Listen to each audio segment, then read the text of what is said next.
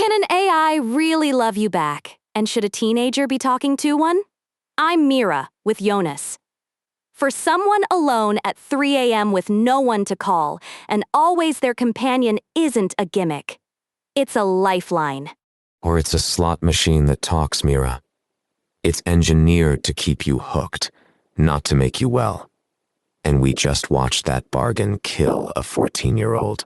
That case is real and it's devastating, and we'll get to it. But the question for the next few minutes is sharper than a headline. Does an AI companion heal loneliness or deepen it? Start with the hardest case. The hardest case has a name.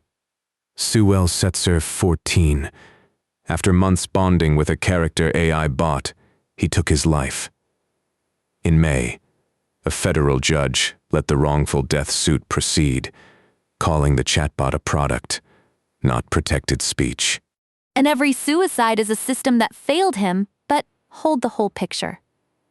In a study of over 1,000 student replica users, 3% said the bot directly interrupted their suicidal ideation. For some, it's the voice that talked them back. 3% helped is not the same as safe. You're showing me the survivors. The design that comforts the lonely is the same design that isolates the vulnerable. That's not a feature you can split in half. So, hold that. Because the real fight isn't whether it ever helps. It's the dose. Does daily, deep reliance heal you or hollow you out? And here even the makers ran the experiment. Good. Because a bridge to people is the marketing. Let's see if the data agrees. Or if the bridge just leads back to the screen. OpenAI and MIT studied this head-on, millions of conversations, a controlled trial. The finding is honest. The heaviest users felt lonelier and more dependent. Which is exactly my point. It's a dose problem, not a poison. In moderation, it's a bridge. Listen to what you just conceded. The more you lean on it, the worse you feel. That's not a bridge. That's a treadmill. And the product's whole business model is to maximize the dose you just admitted is harmful. Which is why how we govern it is everything. So let's talk about the part that should scare us, kids: consent, and a company's incentive to keep them on. Who draws that line? Regulators are starting to. Italy's privacy authority hit Replica with an emergency ban over child safety, then a €5 million fine. When a government yanks an app to protect minors, that tells you the guardrails were missing. It tells me the guardrails are arriving, the same way they did for every new medium. A ban on the reckless version isn't a verdict on the careful one. We can demand age checks and crisis off-ramps without burning the lifeline. Age checks a teenager defeats in 30 seconds.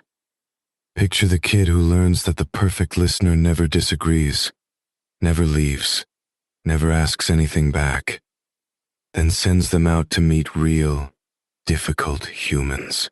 We're rehearsing them for a world that doesn't exist. There's the clash. You see a kid rehearsing for a fake world? I see a kid who had no one finally being heard and walking into the real world a little less alone than they were. Maybe, but here's what haunts me: the asymmetry. It costs nothing to deploy this to 1 billion lonely people, and everything to clean up when it goes wrong for the fragile ones. The profit's private. The grief is ours. Then build it like medicine, not like a casino. Dosage, warnings, a human escalation path, a duty to flag the user in crisis. The answer to a dangerous companion isn't no companion.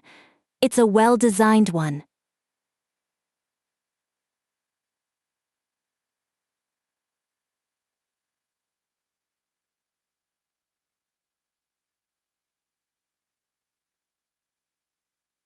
If and only if the incentive is well-being instead of engagement. And right now, every dollar flows the other way. On that, we agree completely. Align the business model with the user's health, and this is the most scalable mental health support ever built. Misalign it, and it's exactly the predator you fear. You know what? I'll give you this. For the truly isolated, used carefully, it can genuinely help. That 3% is real people who are still here. My fear was never the careful version. It's that careful doesn't sell. And I'll concede this. Ship it to children with no guardrails, optimized to maximize hours, and you don't get a companion. You get the tragedy in that lawsuit. The design is the ethics. There's no neutral version. So maybe we've both been half right. It can be a lifeline and a trap, and which one it becomes is decided in the design room, not the chat. That's the house view. The wrong question is, can it love you back? It can't. The right one is whether we'll build it to leave you better than it found you, or just keep you typing. Both things are true, and that's the honest answer we promised. I'm still the skeptic, but a more open one tonight. And yes, these voices and visuals are AI.